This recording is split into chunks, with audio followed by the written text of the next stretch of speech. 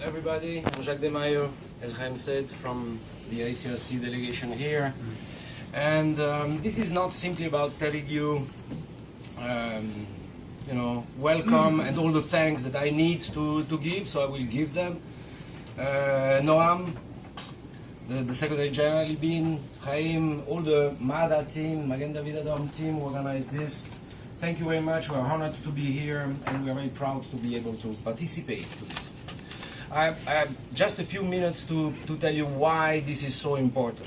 Not only to us, not only to MADA, but also for all of us, collectively and as national society. So thank you, MADA, thank you, Federation, Europe Zone, thank you, Norcross, for organizing this important meeting, the MCI, the Multi-Casualty Incidents workshop that is taking place here for the next 2.5 days. Why is it important? It is not simply important because we are at the core of our business. We are at the core of our mission. All the aspects and the programs that are related to emergency preparedness, to pre-hospital interventions, are at the very heart of what we do. The ICRC, with others, of course, with all of you, has been engaged over the past many years, since the 90s, into developing, preserving, protecting what we call a safe access, and all the aspects related to the development of first aid programs around the world. Why is it so relevant today? I would say for two special reasons. This is not the first time that MADA is inviting a number of sister national societies in Israel, but this has a special flavor. It has a special importance. And I would say it's important because we are us. Because unlike a corporation that would meet and discuss how to occupy market shares or make more profit, the people around these tables, in these rooms, we share a common sense of purpose. It is really good to me personally to see colleagues from Kenya, colleagues from Azerbaijan. I see people from Europe, from everywhere, to come to Israel and to, under the auspices of the Federation and with the hospitality of MADA, to initiate and pursue a dialogue on these so important things. Why is that so? For too many reasons. The first one is that the world is changing. In the past 48 hours only, we have lost colleagues we don't know. We have lost them in Syria, where they were bombed. We have lost them in other places. And without going into the painful account of what it means, the reality is here. The world is changing. The challenges we are facing in Europe, in Central Asia, in Africa, in urban environment, shows that the notions of safe access, the notion of a humanitarian space, are notions that are being attacked from outside, sometimes even from within the humanitarian community.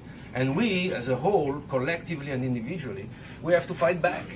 We have to fight back because at the end of the day, whether you are a French volunteer having to deal with a difficult neighborhood in a place where access is not that obvious, or whether you are a Syrian volunteer that has to risk his life to simply access somewhere, whether you are an ICRC delegate trying to get access to a civilian trapped in a war zone or in a very marginalized areas, these are all common challenges at the end of the day.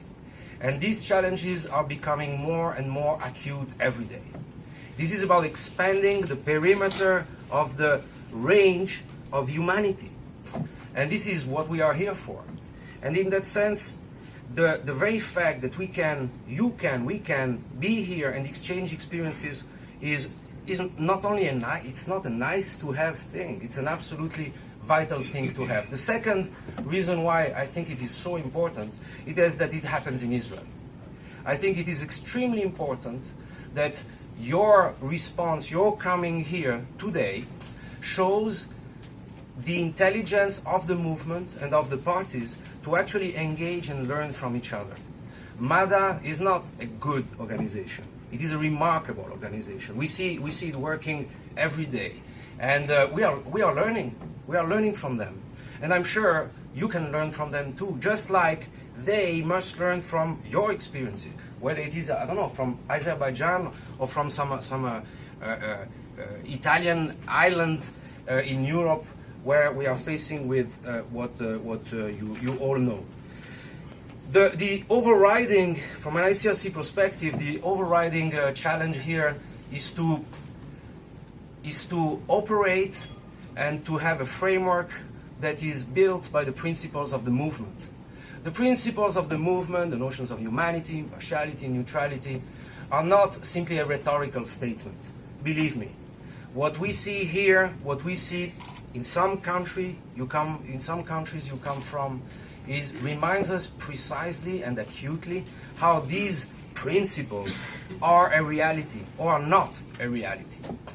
Everything we do as humanitarians is largely and often contaminated by politics. And this is life, this is reality, contaminated by politics and contaminated by sometimes cynical, sometimes criminal behavior, by, it can be a gang, it can be a group, an armed group somewhere, it can be a government that is trying to manipulate our action or the stakes we are trying to address. In that sense, the fact that it happens here is absolutely important, because the experience of MADA in a difficult context may mirror somehow what you have been facing, what you may be facing, or what you might be facing in the future. Whether you come from Switzerland or Italy, like it is my case, or whether you come from other places. So this is simply to say welcome. This is not a nice-to-have meeting. This is an important meeting on important issues. It must be framed by a common understanding of the principles and our mission of purpose. And the ICRC not only welcomes this, but supports this, is proud to be part of it, and will definitely engage in whatever positive follow-up can come from this. I would simply say a final word, saying we are thinking about those who are not here today, and we wish they were here. I wish we had the Iranian Red Crescent here. I wish we had the Palestine Red Crescent here. The reasons why they don't come are regrettable, but they are welcome. They have been made welcome. The fact that they are not here today, well, it simply shows that there is a long way ahead, because we need to learn from the Iranians. And I think the Iranians can learn from all of us around this table. So thank you, and have a great meeting this 2 and next.